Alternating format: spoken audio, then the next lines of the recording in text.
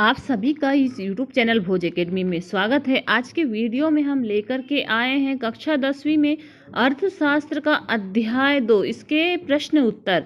तो देखिए, इस अध्याय से आपको ब्लूप्रिंट के आधार पर 4 अंक के प्रश्न पूछेगा। तो 4 अंक में 1 अंक के 2 प्रश्न रहेंगे और 2 अंक के 1 प्रश्न रहेगा। तो देखते हैं अब हम 1 अंक और 2 अंक वाले प्रश्न। तो देखिए कि प्राथमिक क्षेत्र किसे कहा जाता है।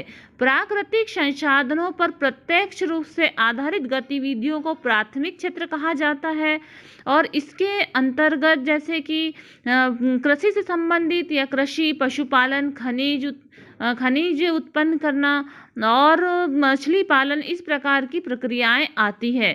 फिर आता है द्वितीयक क्षेत्र किसे कहा जाता है।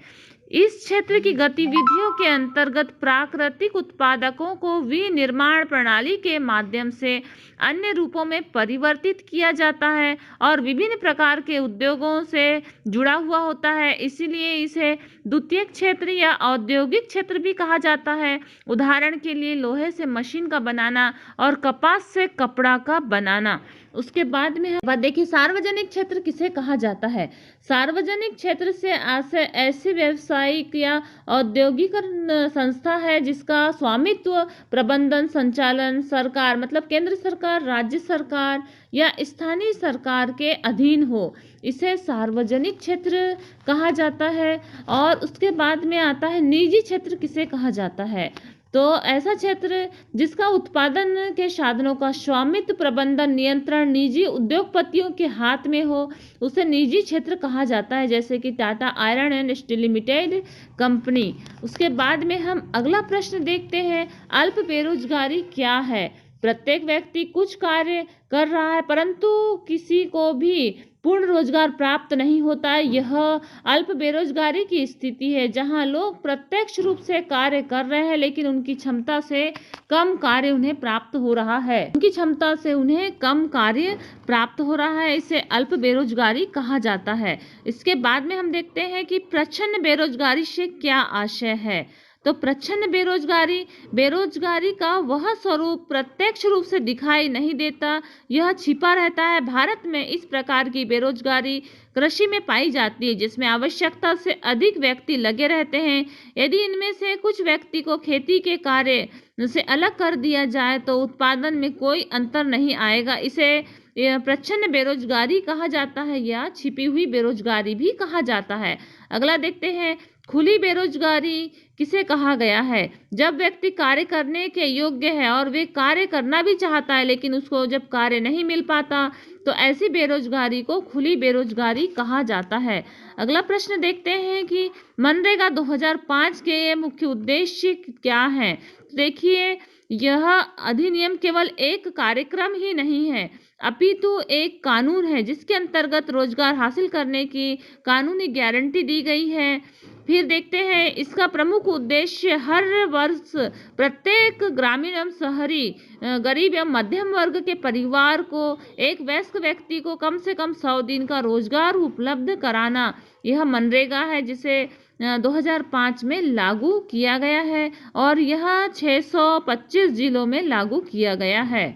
तृतीयक क्षेत्र या सेवा क्षेत्र किसे कहा जाता है। तो देखिए, इस क्षेत्र की गतिविधियां प्राथमिक और द्वितीयक क्षेत्र से भिन्न होती हैं। तृतीयक क्षेत्र की गतिविधियां स्वतः वस्तुओं का उत्पादन नहीं करती वरन उत्पादन प्रक्रिया में सहयोग करती है, तो यह तृतीयक क्षेत्र के अंतर्गत आता है। अब हम देखते हैं बहुविकल्पी और रिक्त स्थान और सही जोड़ी वाले 1 अंक वाले प्रश्न उत्तर। तो देखिए, सेवा क्षेत्र में रोजगार में उत्पादन के समान अनुपात में वृद्धि खालिस्तान हुई है तो वृद्धि नहीं हुई।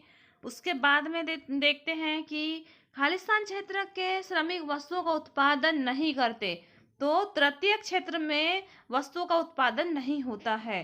खालिस्तान क्षेत्र के अधिकांश श्रमिकों को रोजगार सुरक्षा प्राप्त होती है तो संगठित क्षेत्र। फिर उसके बाद भारत में खालिस्तान अनुपात में श्रमिक असंगठित क्षेत्र में आते हैं तो बड़े अनुपात में श्रमिक।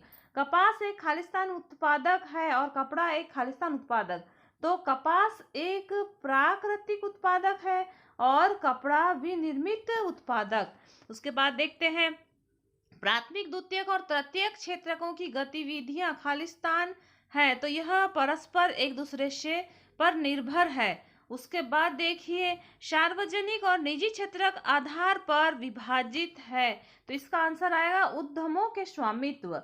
एक वस्तु का अधिकांशतः प्राकृतिक प्रक्रिया से उत्पादन खालिस्तान क्षेत्र की गतिविधि है तो प्राथमिक क्षेत्र की गतिविधि है। उसके बाद अगला है किसी वर्ष में उत्पादित खालिस्तान कुल मूल्य को सकल घरेलू उत्पाद कहते हैं तो सभी अंतिम वस्तुओं के जो उत्पाद हैं उसको सकल घरेलू उत्पाद कहा जाता है। सकल घरेलू उत्पाद के वर्गों में वर्ष 2013-14 के बीच तृतीय क्षेत्र की हिस्सेदारी थी 50 से 60%। उसके बाद हम देखते हैं सही जोड़ियां। असिंचित भूमि तो असिंचित भूमि सरकार द्वारा नहरों का निर्माण किया जाए। फसलों का कम मूल्य तो सरकारी विपणन समिति। कर्ज भार तो कर्ज भार में आएगा कम ब्याज पर बैंकों द्वारा। मंदी काल में रोजगार का अभाव इसमें आएगा कृषि आधारित मिलों की स्थापना। कटाई के तुरंत बाद स्थानीय व्यापारियों को अपना अनाज बेचने की व्यवस्था तो इसका आंसर आएगा सरकार द्वारा खाद्यान्न की वसूली। इसके बाद में हम विषम को पहचाने तो देखिए विषम में पर्यटन निर्देशक, धोबी दर्जी, कुम्हार और शिक्षक, डॉक्टर, सब्जी विक्रेता, वकील, डाकिया, मोची और सैनिक और पुलिस कांस्टेबल तो विषम में ये आएगा आपका 4th नंबर का, बाकी सम में आएंगे। उसके बाद देखिए कि संगठित और असंगठित क्षेत्र में तो औपचारिक अधिकार पत्र सहित बाजारों में अपनी दुकान, कार्यालय और क्लिनिक तो यह संगठित क्षेत्र के अंतर्गत आता है। सड़कों पर काम करते लोग, निर्माण श्रमिक और घरेलू श्रमिक यह असंगठित क्षेत्र। छोटी कार्यशालाओं में काम करते लोग असंगठित क्षेत्र और इसमें संख्या होगी 50। इसके बाद में हम देखते हैं बहुविकल्पी। जैसे जैसे अर्थव्यवस्था विकसित होती है राष्ट्रीय आय में तृतीय क्षेत्र का अंश बढ़ते जाता है। कृषि क्षेत्र निम्न में सम्मिलित है तो कृषि क्षेत्र किसके अंतर्गत आते हैं तो कृषि क्षेत्र प्राथमिक क्षेत्र के अंतर्गत आता है। सेवा क्षेत्र रोजगार प्रदान करते हैं तो सेवा क्षेत्र प्रत्यक्ष एवं अप्रत्यक्ष दोनों रूप में रोजगार प्रदान करते हैं। सेवा क्षेत्र के निरंतर विकास का कारण है तो सरकारी हस्तक्षेप और कृषि एवं उद्योग विकास सोच में परिवर्तन उपरोक्त सभी। प्राथमिक क्षेत्र की गतिविधियां हैं मछली पकड़ना। निम्नलिखित में से कौन सा व्यवसाय अर्थव्यवस्था के तृतीय क्षेत्र के अंतर्गत आएगा तो शिक्षक जो है तृतीय क्षेत्र के अंतर्गत आते हैं। उसके बाद में हम देखते हैं रिक्त स्थान। अर्थव्यवस्था का क्षेत्रों में विभाजन तो 3 क्षेत्रों में विभाजित है। सेवा क्षेत्र अर्थव्यवस्था का खालिस्तान क्षेत्र है, तृतीय क्षेत्र है। खालिस्तान में प्राकृतिक उत्पादकों को विनिर्माण के द्वारा अनेक उपयोगी रूपों में परिवर्तित किया जा गया है तो इसको द्वितीयक इसका आंसर आएगा। उसके बाद रेल, सड़क और वायु परिवहन खालिस्तान क्षेत्र के अंतर्गत आते हैं, तृतीय क्षेत्र के अंतर्गत आते हैं। मनरेगा के अंतर्गत सरकार द्वारा ग्रामीण क्षेत्रों में वर्ष खालिस्तान दिन के रोजगार की गारंटी है तो 100 दिन के रोजगार की गारंटी दी जाती है। अब देखते हैं हम सत्य असत्य। तो अर्थव्यवस्था को 3 क्षेत्रकों में विभाजित किया गया है, यह सत्य है। इसके बाद देखिए सेवा क्षेत्र अर्थव्यवस्था का तृतीय क्षेत्र है, यह भी सत्य है। कृषि प्राथमिक क्षेत्र के अंतर्गत आता है, सत्य। और विकसित देशों में अधिकांश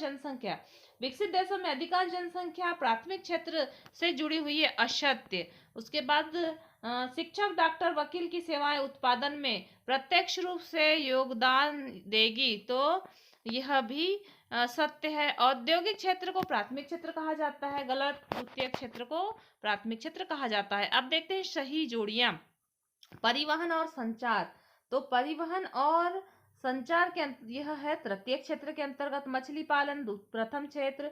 सीमेंट का कारखाना यह द्वितीय क्षेत्र के अंतर्गत आएगा। 25 जिलों में काम का अधिकार यह मनरेगा में आएगा। और अब देखते हैं संगठित क्षेत्र तो संगठित क्षेत्र कारखाना अधिनियम।